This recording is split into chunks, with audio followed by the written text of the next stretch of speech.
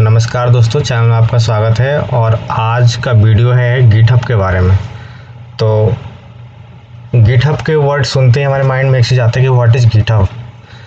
तो इसका मैंने डेफिनेशन कुछ लिखे हुए हैं, आप स्क्रीन पर देख पा रहे होंगे। GitHub is a code hosting platform for collaboration and version control. और GitHub is the one of the world largest community of developers. It's an intricate platform that fosters collaboration and communication between developers. GitHub has a number of useful features that enable development teams to work together on the same project and easily create new version of software without disrupting the current versions. तो ये हुआ दोस्तों definition. Why use GitHub? हम GitHub use क्यों करते हैं? So there are number of reasons. First reason क्या है? The first reason is that it enables slick and easy collaboration and version control first. उसके बाद this allow you to work on code with anyone from anywhere. मतलब इस पर आप multiple peoples एक project पे काम कर सकते हैं, कहीं भी, कोई भी या कहीं से भी। कोई भी कैसे कर सकता है? क्योंकि हमें गिटहब का एक्सेस देना होता है। एनीवेयर मतलब को रिमोटली आप कहीं से भी आपको कोड को उठाओ, क्लोन कीजिए और या फिर ब्रांच क्रिएट करके आप कर सकते हैं। इसका मतलब ये है कि anyone and anywhere. Additionally many employers use GitHub. आज के डेट में जितने भी मैक्सिमम जो एम्प्लॉयर्स हैं, जो कंपनी वाले लोग हैं, वो गिटहब यूज करते हैं अपने प्रोजेक्ट को सेफ रखने के लिए, कोलैबोरेट करने के लिए and most important version control करने के लिए। So if you plan on getting a job and you are look really good if you already know your way around GitHub, and don't forget about the connection learning and portfolio aspects. So GitHub is a robust learning and collaboration platform.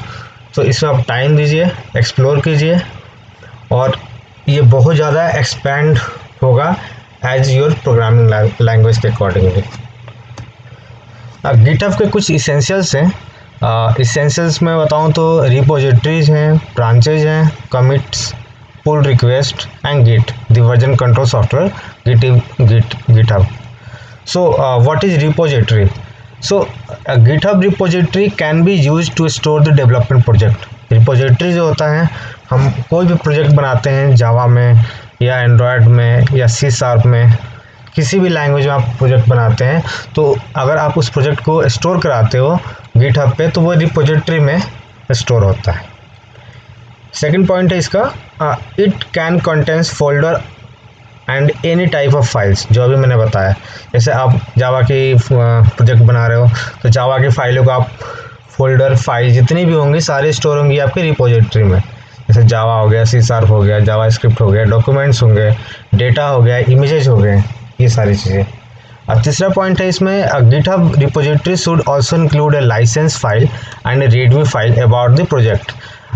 GitHub में आप जब project upload करते हो दोस्तों, तो उसमें एक readme file का ऑप्शन आता है। रीडमी फाइल में आप क्या कर सकते हो कि आपको कोई भी इंस्ट्रक्शन देना चाहते हो रिगार्डिंग योर प्रोजेक्ट जो आपने अपलोड किया है, तो आप रीडमी में लिख सकते हो। आप एक पूरा रिटर्न में कि किस बारे में प्रोजेक्ट है, या हो सकता है कि आपका प्रोजेक्ट कोई बंदा एक्सेस करने वाला है तो उसको आप चाहते हो कि वो पहले रीडमी पढ़ें कि बिफोर यूजिंग योर प्रोजेक्ट वो कुछ प्री रिक्विजिट सॉफ्टवेयर हो जो आप इंस्टॉल करना चाहते हो, तो वो सारी चीज़ें आप रीडमी में लिखते हो।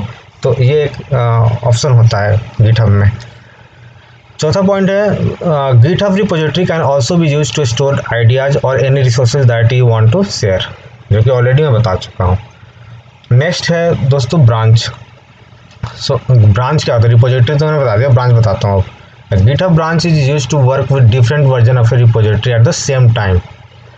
ब्रांच मतलब कि अगर ये समझो कि रिपोजिटरी बना लिया आपने, एक मास्टर बना लिया। अभी मैं करके दिखाऊंगा उसको प्रैक्टिकली कैसे होता है, पहले अभी मैं थियोरेटिकल बता रहा हूँ आपको। तो आपने प्रोजेक्ट रिपोजिटरी क्रिएट कर लिया। अब होता है क्या कि अगर मान लो इस रिपोजिटरी में मल्टीपल लोग काम कर रहे हैं, मान लो आपने 3 डेवलपरों को आपने शेयर कर दिया रिपोजिटरी, तो आप कैसे उनको पता लगाओगे कि कौन सा डेवलपर किस ब्रांच पे काम कर रहा है? तो उस केस में क्या होता है कि हम ब्रांच क्रिएट कर लेते हैं उस कोड का।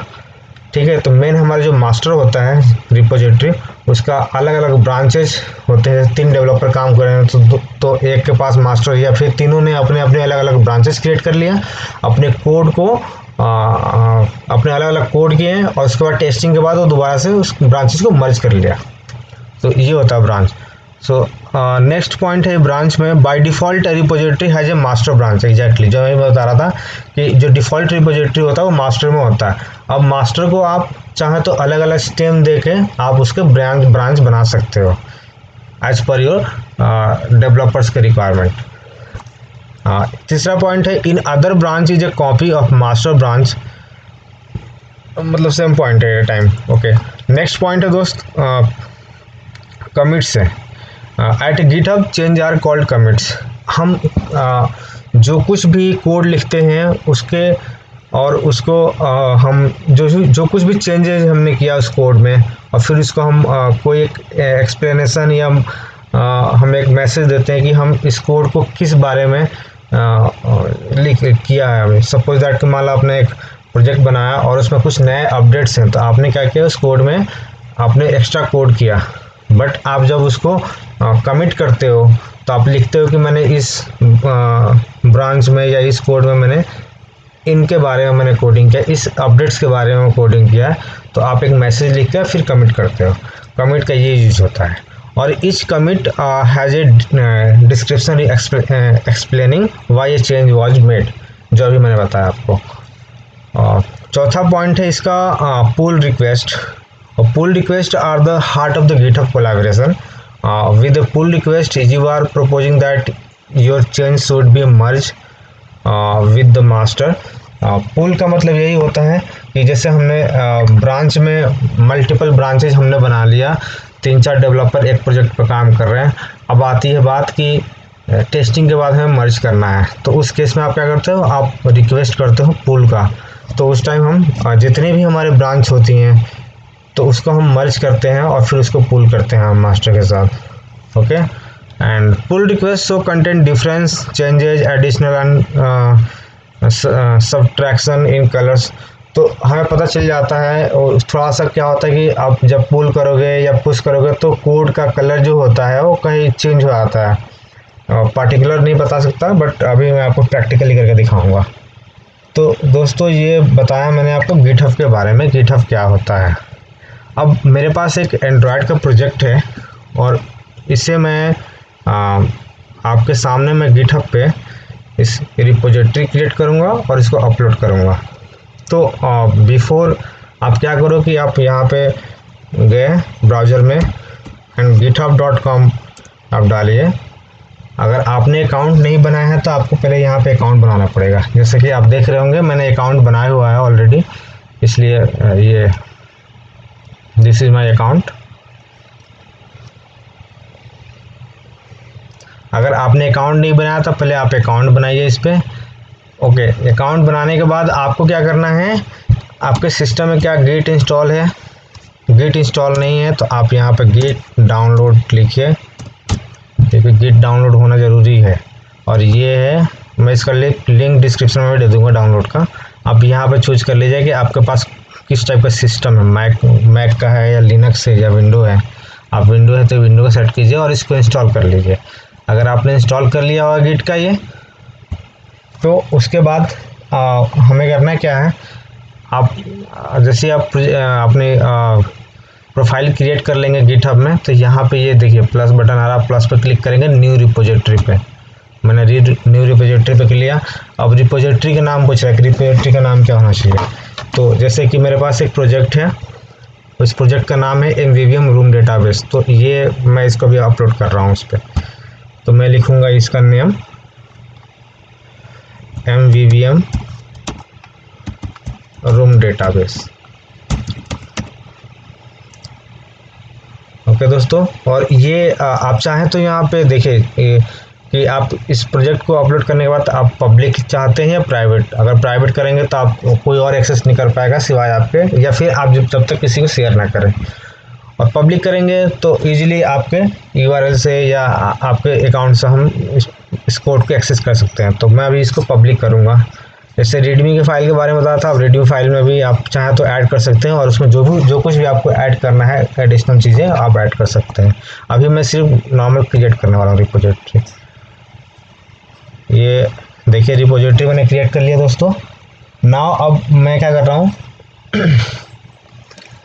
मैं अब एंड्रॉयड स्टूडियो में जाता हूँ और ये देखिए यहाँ पे एक ऑप्शन आता है VCS का, इसको कहते हैं वर्जन कंट्रोल सिस्टम।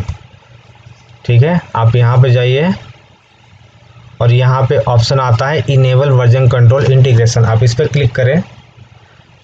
अब यहाँ पे ड्रॉप डाउन में 3 ऑप्शन आता है, गिट, मर्क्यूरियल और सब वर्जन। आप गिट पे क्लिक कीजिए क्योंकि गिट हमने इंस्टॉल किया था अपने सिस्टम में। आप ओके क्लिक करें। ओके, अब करना है क्या आपको, देखिए ये देखिए कोड का कलर चेंज हो गया अभी जैसे ही आपने इनिशियलाइज किया। अब यहाँ पे क्या करना है आपको, एंड्रॉयड में जाके यहाँ पे प्रोजेक्ट पे क्लिक करना है। यहाँ पे आप नेविगेट कीजिए प्रोजेक्ट में ऐप से। अब इस पर आप प्रोजेक्ट हमारा MVVM रूम डेटाबेस था, इस पर राइट क्लिक कीजिए।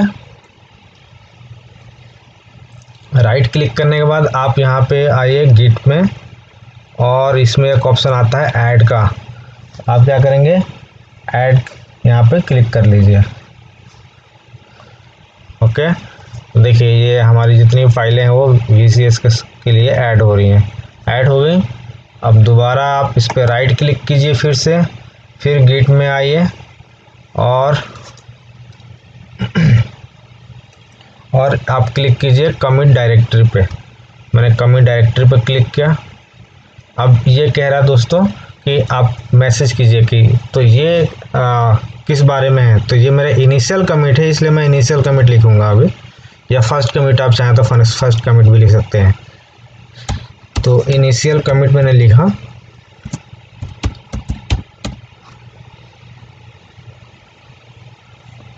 Okay, and click on the commit button. अब ये हमारा कोड कमिट हो जाएगा यहाँ पे।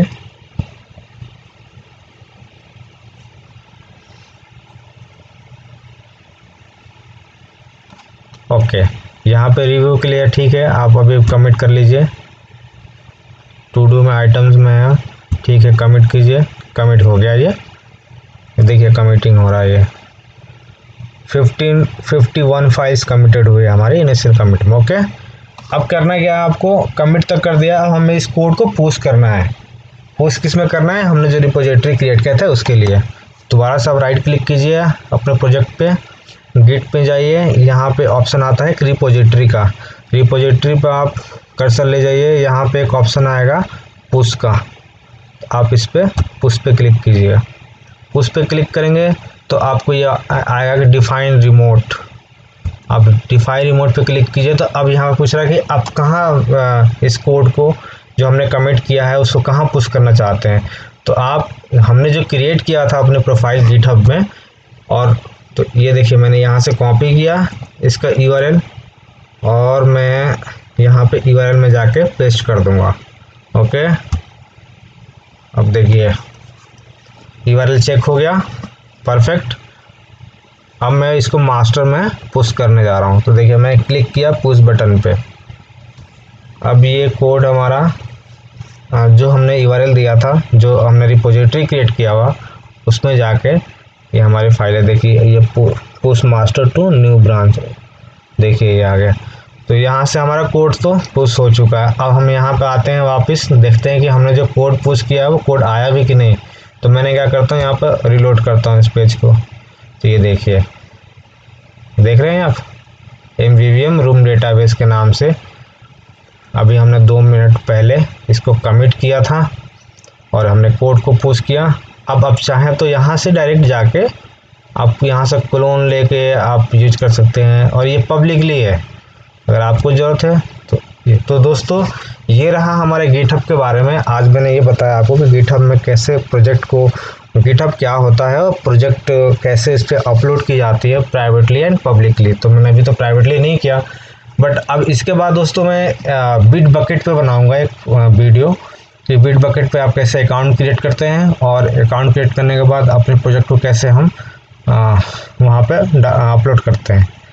सो धन्यवाद दोस्तों, और प्लीज़ लाइक एंड सब्सक्राइब कर दीजिए और मनोबल बढ़ाइए, तभी मैं इस तरह की वीडियो बनाता रहूँगा। धन्यवाद।